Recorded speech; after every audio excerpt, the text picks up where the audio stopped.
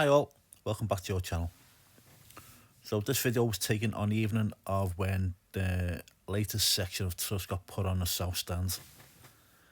Now you'll notice that the quality is a bit clearer on the commentary here because I'm redoing the commentary. I'm not going to do the original commentary that I've done for the video on the night. The reason being is people have been asking me about my opinion on what's going on at Everton at the moment. So while the drone is flying around, having a look, and especially this section here of the stands, the latest part of the truss, I'm going to have my say on what I think is going on at Everton. I know I'm a Liverpool fan, but I've got friends, I've got family members who are all, not all, but some of whom are Evertonians. And it's not nice seeing the way the club's going at the moment. Now, this is just my opinion. I obviously don't know more of what's going on in the club than the fans do. Okay? So this is me from the outside looking in. And it's obvious to see that the club is rotten from the core. And it's similar to what was going on at Liverpool in 2010 before the takeover happened by the Americans. By the sound of things, what was going on back then, Liverpool were weeks away from going into administration. And I know that's not what's going on here at Everton, because they've got money, they've been spending money, they've been spending a lot of money.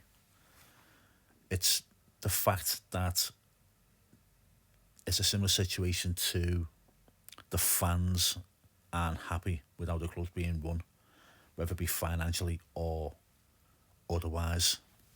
And the way Everton's getting run at the moment, it's not great. It seems like no one's a football person at the top. Now it seems that the fans do not want the board or the owner. So there's a lot of people at the top there that need to leave their positions. And one person disappointed with is Graham Sharp. Okay, the board were told to keep away from the last game. And I get it. They're going to take a lot of flack. But you know what? Someone's got to take the flack. It's all being left to the players on the day. And they took a lot. Also, Frank Lampard, it seems he's just being left hung out to dry. Okay, he might not be the best manager in the world, but he was appointed by those at the top. So they've got to be there and be accountable for their decisions, and they're not there. And as I say about Graham Sharp, he's an ex-player, you know. He's supposed to be one of the people, and he's not even turning up. And I've heard all this about headlocks and threats being made to board members. Myself, I don't believe it.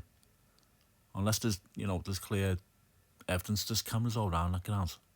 Surely if someone's gotten into a headlock, there'd be footage of it.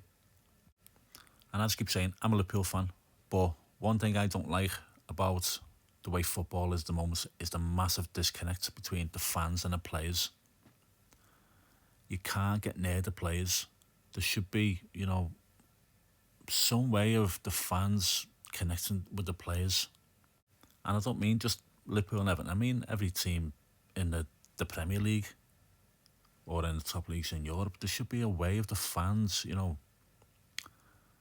having some connection. Like after every match, couldn't they send a few players to each stand to go and do selfies with the fans, or talk to the fans? Just the ones who are at the front, first couple of rows, just spend an hour after the game, just talking to them. Send 3 players to each stand, just have a little chat, take some selfies, just have a little bit of connection with the fans. The only time you get to see the players is when they come out of that tunnel, play football. The whistle goes for the end of the match, and then they disappear down the tunnel again.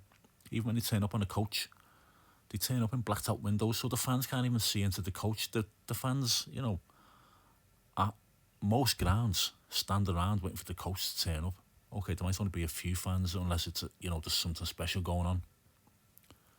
But they turn up in blacked out windows, so the fans can't even see into the coach to see the players. Okay, the players can look out and see the fans, but the fans want to see the players.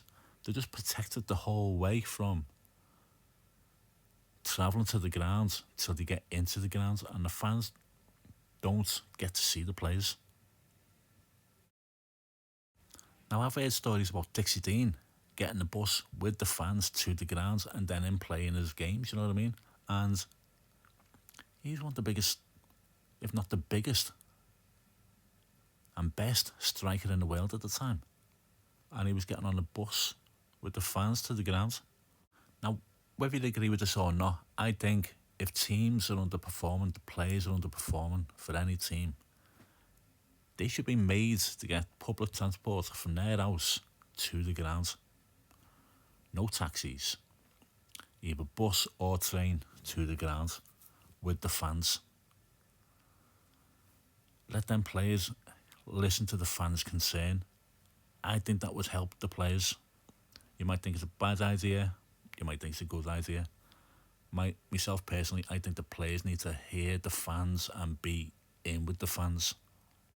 Now, the reason why I'm saying this is because of what happened outside Goodson after the Southampton game, when Anthony Gordon's car was chased down the street and it blocked in. Now, the same happened to Yerry Mina. He wasn't chased, but the fans confronted him, his car, and he got out and spoke to them. No one attacked him. No one gave him really any bad verbals. They just wanted him to hear their concerns. Now, Anthony Gordon's a young lad. He's not as big as Yerry Mina. He got scared. Now, if there was some kind of connection between the fans and the players, that wouldn't have happened. All them fans want to do is have the player listen to their concerns. And I say Anthony Gordon must have been petrified. All them people surrounding his car, chasing down the street, then blocking him in. And this brings me back to the fact where the board didn't turn up. The players have had to take this flak. And I say, Yeremina, give him his due, got out the car and he listened to the concerns. He gave them the reassurance that he will try his best on the pitch. And that's all he can do. Frank Lampard has got to, work better with the players, get them playing better football, as I don't know how to get out of this rut, if I'm being honest. And from the outside looking in, the seasons when there's been talk of Everton getting relegated, because I'm not an Everton fan, I can look at it, with the calm head, and I could see that Everton wouldn't get relegated because there was teams worse than them, and they just went through bad patches, and then it all worked out and they survived. Last season was a little bit of a worry, but they survived comfortably. This season, I'm a little bit more concerned because they've got the players, and